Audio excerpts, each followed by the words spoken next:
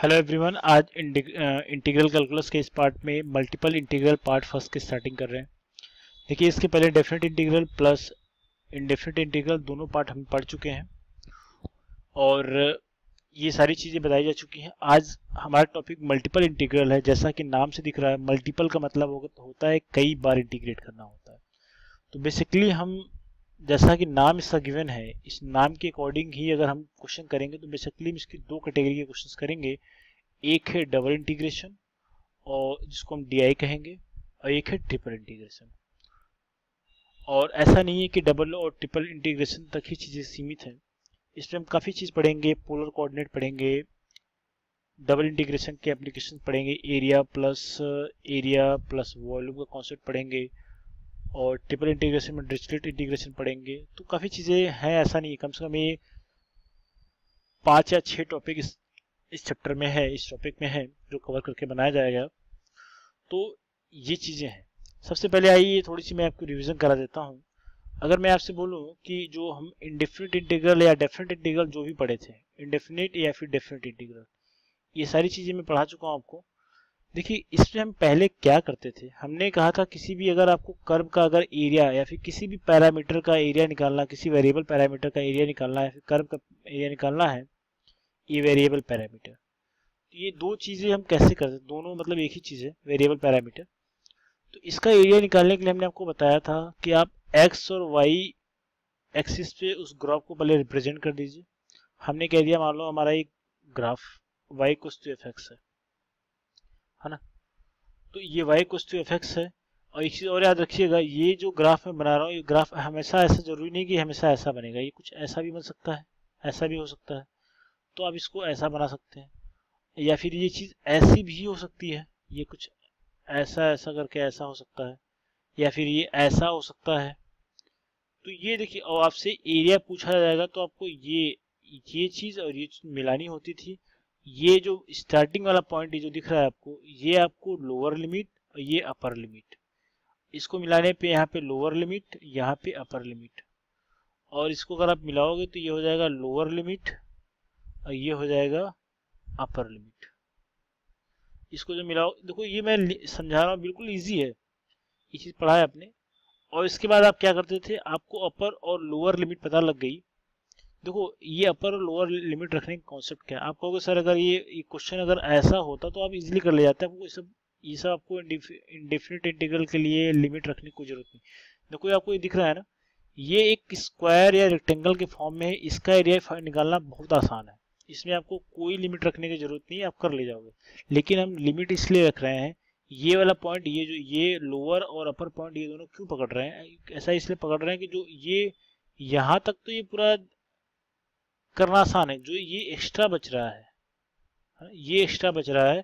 तो इस चीज के लिए अप्रोक्सीमेशन करके अगर हम इसका इन दोनों लिमिट के बीच में अगर इसका हम इंटीग्रेट कर देते हैं तो हमें पूरा अप्रोक्सीमेशन, पूरा ये एरिया पता लग जाएगा, है ना। इसके लिए क्या एरिया कैसे फाइंड आउट करते थे, ये भी एक चीज देख लो। आपको अपर ले या लोअर लिमिट, अगर हमने कह दिया लोअर लिमिट मान लो ए है और अपर लिमिट मान लो कह दो बी है, तो आप फ्रॉम ए टू बी करते थे, F of x D x करते थे। ये हमें इस पार्ट का एरिया देता था या फिर इस पार्ट का एरिया देता था, आप जो भी समझ लीजिए, ये सारा एक ही कॉन्सेप्ट है। ये कर्व और पैरामीटर अलग अलग हो सकते हैं, लेकिन करने का तरीका यही है, ठीक है। ये चीज़ हम पहले डिस्कस कर चुके हैं, ठीक है, ये सब चीज़ें हमें पता है। अब आते हैं अपने जो एक्चुअल टॉपिक हमें पढ़ना है, वो चीज़ देखते हैं। सबसे पहले अगर डबल इंटीग्रेशन की डेफिनेशन की अगर बात करें, जैसा कि नाम दिख रहा है डुअल इंटीग्रेशन, ठीक है, दो बार इंटीग्रेट करना है कोई फंक्शन। देखो, दो बार इंटीग्रेट करने के लिए आपको variable function, two variable function चाहिए होगा, और ये एक्स और वाई है, तो दो बार इसको आपको इंटीग्रेट करना पड़ेगा। ये कैसे इंटीग्रेट होगा, ये सब सारी बातें हम बाद में करेंगे। अगर देखिए, अगर डबल इंटीग्रेशन की अगर बात करें, सिंपल सा एक तरीका आप याद रख लो। मैंने यहाँ पे इसका फॉर्म डेफिनेशन लिख लिया, आप इसको पढ़ भी सकते हैं, मैं आपको समझा देता हूँ सारी चीज़ें क्या है। देखो, एक्चुअल में जो ये क्वेश्चन है ना, आपने इसको पढ़ लिया होगा तो ठीक है। एक्चुअल में इस क्वेश्चन का अगर ज्योमेट्रिकल रिप्रेजेंटेशन करूँ ना, तो ये एक्स वाई और जेड अगर तीन एक्सिस में अगर आपको बना के दिखा दूँ, ये तीन एक्सिस है, मान लो ये वाई एक्सिस है, ये वाई एक्सिस है, और ये एक्स एक्सिस है और यहाँ पे हमने कह दिया ये जेड एक्सिस है। ठीक, ये तीन चीजें समझ में आ गई। अगर हमने कह दिया इसमें एक छोटा सा हमने एक रीजन, छोटा सा एक डोमेन हमने पकड़ लिया, और जिससे हमें ये पता लग रहा है कि देखो हमने कह दिया एक छोटा सा हमने ये डोमेन पकड़ लिया, ये ऐसा कुछ, ये छोटा सा एरिया पकड़ लिया, ठीक है। और हमने कह दिया अगर इसका एरिया अगर फाइंड आउट करना हो तो सिंपल सा, देखो आपको लग रहा है ये एक रेक्टेंगुलर है, अगर इसके डोमेन की अगर बात करेंगे, अगर इसके डोमेन की अगर आप बात करें तो एक डोमेन कैसे आप लिखोगे, देखो इसको आप इससे इसको मिला दो, इसको इससे मिला दो, इसको इससे मिला दो। अगर इसको लिखा जाए तो क्या हो जाएगा, मान लो ये ए बी सी डी ऐसे लिखोगे, क्योंकि वाई एक्सिस पे है। अगर मैं इसको कई अलग अलग पार्ट में ब्रेक कर दूं, बहुत ज़्यादा तो नहीं करूँगा क्योंकि ये आपको बड़ा हौच पौच लगना शुरू हो जाएगा, ये कुछ ऐसा कर देता हूँ। और इधर से कुछ ये मिलियंस में आप इसको डिवाइड कर सकते हो, 1000 में डिवाइड कर सकते हो, 2 4 5 10 में डिवाइड कर सकते हो, समझाने के लिए है, ठीक है। इसको अगर करोगे तो x1 पार्ट हो गया, ये x2 पार्ट हो गया, ये x3 पार्ट हो गया, ये x4 पार्ट हो गया, इसी तरीके से y1 हो गया, y2 हो गया, y3 हो गया, ये कुछ भी बहुत नंबर आप हो सकते हैं। मैं मेरे पास जगह नहीं है इसलिए मैं समझा नहीं पा रहा हूँ, मैं छोटा सा एक टुकड़ा पकड़ के आपको मैं समझा दूंगा ये सारी चीज़ें। ये चीज़ तो आपको समझ में आ गई, मैंने एक छोटा सा पार्ट पकड़ के इसको आपको मैं दिखा दिया। अब इसमें मैं एक कोई टुकड़ा पकड़ लेता हूँ, सपोज कर लो ये हमने पकड़ लिया, इसका अगर एरिया लिखना हो तो आप क्या करोगे, देखो अगर इसको मैं अलग से काट के अगर अलग से अगर यहाँ पे दिखाऊं आपको तो ये कुछ ऐसा आपको दिखेगा, ये कुछ ऐसा दिखेगा। ये वाई एक्सिस के लिए आप डेल्टा वाई पकड़ लोगे, एक्स एक्सिस के लिए डेल्टा एक्स, डेल्टा का मतलब छोटा हिस्सा। अगर इन दोनों का अगर इसका अगर आपको एरिया निकालना होगा, अगर हमने कहा इसका एरिया बताइए तो क्या होगा, तो आप एरिया कहोगे सर डेल्टा एक्स में डेल्टा वाई से मल्टीप्लाई कर दीजिए, लेंथ इंटू विड्थ कर दीजिए, तो आपको ये एरिया पता लग जाएगा इस छोटे से हिस्से का, ठीक है। इस छोटे से पार्ट का आपको एरिया पता लग जाएगा। लेकिन जो कि देखो क्या है, ये एक्स वाई प्लेन ही तो है, ये एक्स वाई प्लेन है, ये वाई है और ये एक्स एक्सिस है, एक्स वाई प्लेन है। हमने कह दिया ये कोई रीजन आर है, हमने इसको डोमेन रीजन आया डोमेन आर कह दिया, ठीक है, डोमेन कह दिया फिर रीजन कह दिया। अगर हमने कहा अगर इसके डोमेन की अगर बात करोगे आप, बहुत आसानी के साथ समझा देता हूँ, अगर डोमेन की बात करोगे, डी से डोमेन हमने सपोज कर लिया, अगर इसके डोमेन की बात करोगे तो क्या करोगे, इसको अगर सेट के फॉर्म में लिखा जाए तो ए कॉमा बी मल्टीप्लाई के फॉर्म में लिखा जाएगा ये सी कॉमा डी। एक कार्टेशियन प्रोडक्ट इसको बोलते हैं, कार्टेशियन प्रोडक्ट, इसको कार्टेशियन प्रोडक्ट के फॉर्म में हमने लिखा है। ये तो मैंने आपको समझा दिया, लेकिन अगर जब डबल इंटीग्रेशन की बात आएगी तो अब देखिए, अगर जब डबल इंटीग्रेशन की अगर बात आएगी तो क्या करेंगे, देखिए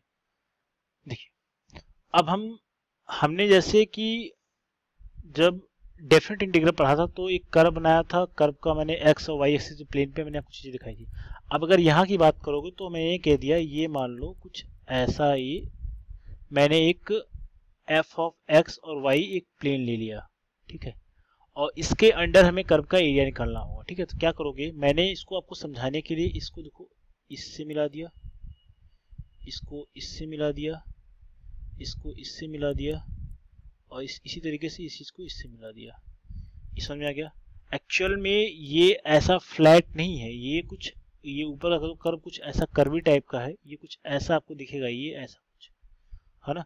तो एक्चुअल में आप ये चीज देख रहे हो, ये आपको मैंने यहाँ तक का एरिया दिखाया है, ये जो आपको ये वाला पार्ट दिख रहा है ये मैंने आपको एक्चुअल फ्लैट दिखाया है। एक्चुअल में ये कुछ ऐसा होगा, ये कुछ कर्वी टाइप का ऐसा कुछ होगा, एक कर्व टाइप का ऐसा कुछ है ना। अभी मैं आपको समझा दूंगा कि मैंने ये एक्चुअल में ऐसा क्यों लिया है, फ्लैट क्यों लिया है, और फ्लैट लेने का मतलब क्या है। फ्लैट एक्चुअल में ये फ्लैट नहीं है, ठीक है। अगर ये कर्व का रीजन निकालना है, एरिया अंडर द कर्व निकालना है, और जो रीजन आर के ऊपर हो, इस जो ये रीजन आर जो डोमेन हमने डी लिया है इस रीजन के ऊपर हो, इस कर्व के नीचे हो, इसका अगर एरिया फाइंड आउट करना है। एरिया क्या, अगर इसमें अब हाइट का फैक्टर आ गया है तो एरिया तो हमने नीचे वाले का फाइंड आउट कर लिया था। अगर इसकी एक्चुअल में अगर बात करोगे, अगर अब इस जो मैं आपको समझा देता हूँ, अब तो चीजें क्लियर भी हो गई। अगर इस चीज की अगर आप बात करेंगे ना, अगर इसकी बात करेंगे तो पहले बात तो ये 3D शेप दिख रहा है, इसका एरिया फाइंड आउट नहीं होगा, इसका एरिया नहीं निकाल सकते आप। इसका जब भी आप निकालोगे तो वॉल्यूम निकालोगे। क्यों, अगर एरिया के साथ अगर हाइट आ गया, एरिया के साथ अगर हाइट का फैक्टर आता है तो ऑलवेज किसी भी शेप का हो आपको ऑलवेज क्या मिलेगा, वॉल्यूम मिलेगा।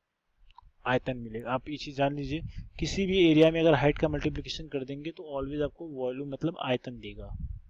तो हमें पता था ये वाला एरिया, इसका एक छोटा सी पीस का एरिया हमने निकाला था डेल्टा एक्स और डेल्टा वाई के टर्म में मल्टीप्लिकेशन के फॉर्म करके एक छोटा सा एरिया निकाला था। अगर मैं इसका इंटीग्रेशन कर दूंगा ना, तो जितने भी छोटे छोटे आपको स्ट्रिप दिख रहे थे सब पूरे के पार्ट का हमको एरिया, इंटीग्रेशन करने का मतलब क्या, सम अप करना होता। एक पार्ट का अगर हमें वैल्यू पता है तो अगर सम अप कर देंगे तो पूरा, अगर पूरे पार्ट का हमें पता लग जाएगा। तो एक नीचे वाले हिस्से का एरिया पता लग गया, नीचे वाले हिस्से का एरिया पता लग गया, उसमें अगर आपने हाइट दे दी, तो क्या चीज़ बन गया, ये चीज़ एक्चुअल में बन जाएगी 3D शेप का वॉल्यूम निकाल रहे हो इनडायरेक्ट वे में। आप समझिए इस चीज़ को, ठीक है। अब ये इतनी बात समझ में आ गई। अब देखते हैं, अब देखा जाए तो एक्चुअल में जब इसको मैं लिखूंगा तो कैसे लिखूंगा। देखिए हमें मालूम है ये जो हमारा डोमेन डी था, या फिर आप इसको रेंज आर ले सकते हैं, ये हमारे ऊपर डिपेंड करता है। फंक्शन हमारा जो ऊपर का टॉप का था ये क्या है, ये एफ ऑफ एक्स वाई, क्योंकि इसमें एक्स और वाई दोनों फंक्शन इसमें इन्वॉल्व है, इसलिए एफ ऑफ एक्स और वाई दोनों चीज ली जाएगी, ठीक है। अब देखिए, अब आ जाते हैं, अगर हमें इसका एक्चुअल में डबल इंटीग्रेशन को f of x y region R के टर्म में डिफाइन करना हो, अगर मैं इसमें लिख देता हूँ एक वर्ड लाइन लेवल लिखता हूँ, अगर d double integration of the f of x y, function f of x y region R defined as, देखो डिफाइन कैसे करेंगे। अगर डिफाइन करने की अगर बात करेंगे आप, तो देखिए इसको डिफाइन करने का क्या तरीका है। सबसे पहले डबल इंटीग्रेशन की अगर बात करूँ तो मैं सबसे पहले यहाँ पे हम रेंज लिख लेंगे या फिर डोमेन लिख देंगे। डोमेन जहाँ जहाँ से हो, देखो आप लोअर अपर लिमिट, मैं अभी सब इसके बाद के वीडियो में अपर लोअर लिमिट सब करवा दूंगा, मगर एक याद रखो, ये जितने भी इसमें अपर और लोअर लिमिट रखे जाते हैं सब के सब आपके क्या होते हैं, डोमेन होते हैं, ठीक है। फंक्शन हमारा एफ ऑफ एक्स वाई है, और हमें ये 2 टाइम्स, अगर देखो दो डबल इंटीग्रेशन लगा इसलिए आपको एक बार dx के रिस्पेक्ट में, एक बार y के रिस्पेक्ट में। ये कैसे होता है, ये सब चीजें हम अगले वाले वीडियो में डिस्कस करेंगे। अगर इसको हम एक, देखो अभी आगे चल के पढ़ेंगे, रीमन फार्मूला होता है, अगर उस तरीके से भी लिखोगे तो 2 बार आपको समेशन करना पड़ेगा। तो मैं 2 बार समेशन नहीं कर रहा हूँ, बिल्कुल सिंपल तरीके से लिख के दिखा रहा हूँ।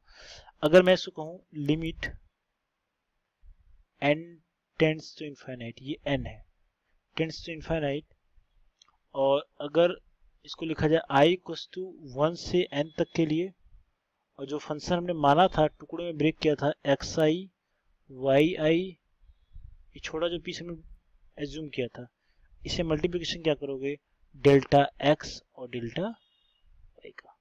अगर इन दोनों का मल्टीप्लिकेशन कर दोगे, वेयर xi और yi क्या है, एक पॉइंट है, जो कि जहां पे अगर xi और yi क्या है, एक पॉइंट है, इज एनी पॉइंट को क्या बोलते हैं, डेट इज क्या है, अगर बोला जाए तो डेट इज सब रीजन है वो, ठीक है। तो ये चीजें डबल इंटीग्रेशन के टर्म में मैंने काफी हद तक क्लियर कर दी है। ये ज्योमेट्रिकल रिप्रेजेंटेशन है, कुछ इसमें मैं आपको नोट्स लिखा देता हूँ जो कि एग्जाम के पॉइंट ऑफ व्यू से आपको जानना बहुत ज़्यादा ज़रूरी है कि कब आप वॉल्यूम निकालते हो, कब आप एरिया निकालते हो। सबसे पहले आप ये चीज़ जान लीजिए, एरिया और वॉल्यूम में अंतर क्या होता है। एरिया और वॉल्यूम, काफ़ी लड़कों को तो ये भी पता नहीं होता कि एरिया और वॉल्यूम में क्या डिफरेंस होता है, बट इतना आप जानते रहो, अगर आपको एरिया वॉल्यूम में डिफरेंस नहीं मालूम है तो आप क्वेश्चन में कॉन्सेप्ट अपने क्लियर नहीं कर पाओगे। सबसे पहले जब बात जान लो कि ये 2D शेप होता है, इसमें केवल लेंथ और विड्थ की बात होती है, लंबाई चौड़ाई ऊंचाई नहीं होता है। ये जो पार्ट होता है ये प्लेन शेप होता है। अगर वॉल्यूम की बात करोगे, आयतन की बात करोगे, तो क्या होता है, 3D शेप होता है, इसमें लंबाई चौड़ाई और ऊंचाई तीनों चीज होते हैं, और ये 3D मतलब सॉलिड शेप होता है। ये बेसिक बात आपको पता रहनी चाहिए, ठीक है। इतनी बात क्लियर हो गई। अब अगर नोट की अगर बात करें, अगर मैं पहला नोट कह दूं, कब आप वॉल्यूम फाइंड आउट करते हो, कब आप एरिया फाइंड आउट करते हो, बिल्कुल एक लाइन में क्लियर किया जाए। जो हमने फंक्शन लिखा था डबल इंटीग्रेशन का, d f of x y d x d y, देखो अगर इसकी कोई एक वैल्यू, अगर हमें ये कुछ एक वैल्यू देता है, कुछ वॉल्यूम देता है, अगर हमें इस वॉल्यूम की कुछ वैल्यू अगर आती है, अगर वॉल्यूम देता है हमें अंडर द सरफेस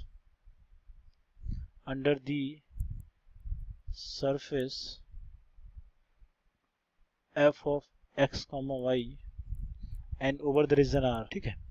अगर ये कुछ ये वैल्यू देगा ना, f ऑफ x y की कुछ अगर वैल्यू अगर आती है तो ये ऑलवेज आपको वॉल्यूम देगा, इस बात को याद रखिएगा। अब ये कब एरिया देगा, इसको भी समझते हैं। ये एरिया कब देगा, ये एरिया तब देगा f of x y dx dy। तो कोई एरिया कब देगा, एरिया ये तब देगा, ये अंडर द कर्व वगैरह सब आप लिख सकते हैं, ये लिख लीजिएगा। ये सारी चीजें बिल्कुल एज इट इज लिखेंगे।